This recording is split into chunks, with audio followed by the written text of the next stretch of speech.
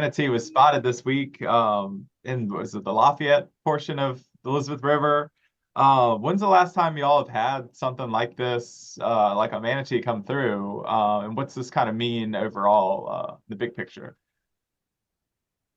So the last time that we had a manatee reported on the Elizabeth River was in 2022. It was one of our business partners um, saw one down near Nauticus. So that was a really rare occurrence for us. It's not something that typically happens here on the Elizabeth River, though not completely unwarranted, if you will.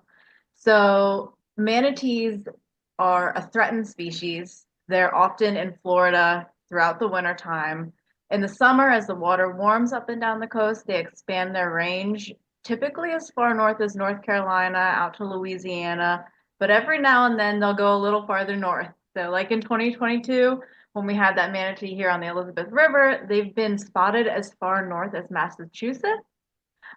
So, it's one of those things that as we're seeing temperatures rise, species are expanding their ranges farther north, just like we're seeing a resurgence of shrimp here on the Elizabeth River. That wasn't really a common thing either years past.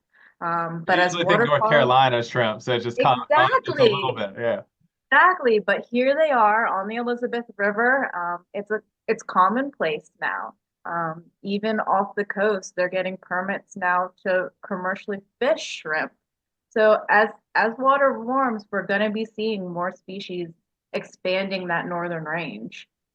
What's the typical process? So if somebody spots a manatee, do they call y'all? Do they call the aquarium? What's the typical process for that? For sure. If you do see a manatee here on the Elizabeth River or even on the Lynn Haven, in anywhere in this area, be sure to contact our partners over at the Virginia Aquarium. Their stranding response team would definitely want to know about the sighting and that they are here in the area. One of the important things for local boaters, though, is manatee aren't like the dolphins that we've now gotten used to seeing on the Elizabeth River. It's still magical every time. But whereas the dolphins will play in your bow, they'll play around your boat. They're fast swimming. The manatees are not. They're a lot slower. They're not as maneuverable in the water. You know, we've heard them lovingly referred to as the sea cow, if you will. So just be aware that if we are seeing these spottings, if we are seeing these spottings in the area, you know, keep an eye out, go slow, because the manatees, unlike dolphins, are much more vulnerable to propeller strikes, because they're not as maneuverable. Yeah, and you say it's still a little rare to see one locally, but just can you just talk a little bit more about how important y'all's work with the Elizabeth River Project has been? Kind of if there is going to be a manatee, it's a lot more welcoming in local waters for them now. For sure. We've been working at the Elizabeth River Project for 30 years now to restore the health of the urban river. Over that time, the river was written off as dead in the 90s. It was going to be an industrial highway. It wasn't for wildlife, it was for marine traffic. But now, with the largest Navy base in the world, we've got dolphin swimming, we've got seahorses here that are commonplace. We found them on every branch of the Elizabeth River. And we couldn't do this without a community that really rallied and said, you know, we want a thriving urban river.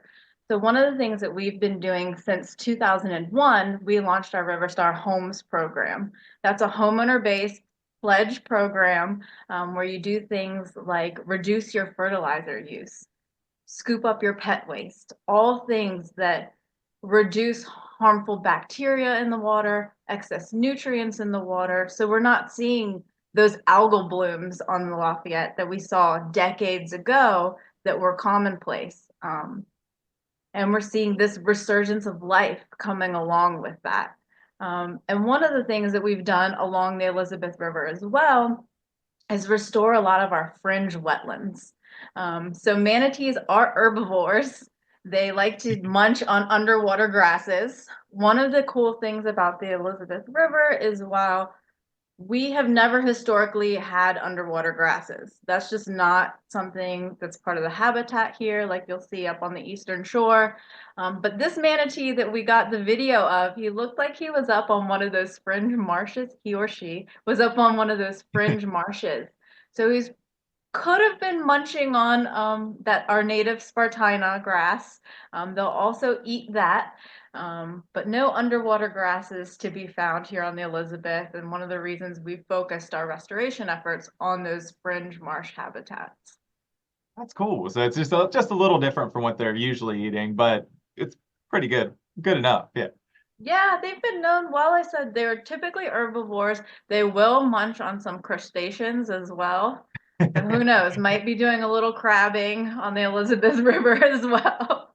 Anything else you'd like to say? I know you guys just opened up the Resilience Lab in Norfolk. Anything other projects you'd like to share, just in general? Sure.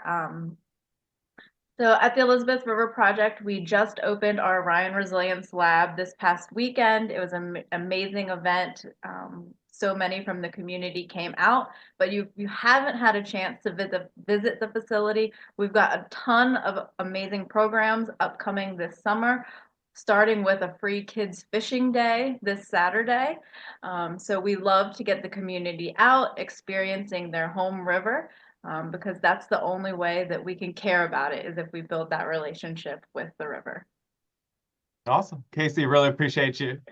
Thanks for taking your time. And I love the sea cows. I love they're so cute. They are so cute. Yeah.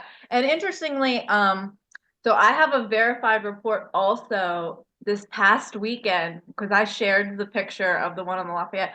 My friend was down in Pirates Cove fishing and had a picture of one down there in North Carolina as Oh, well. So wow.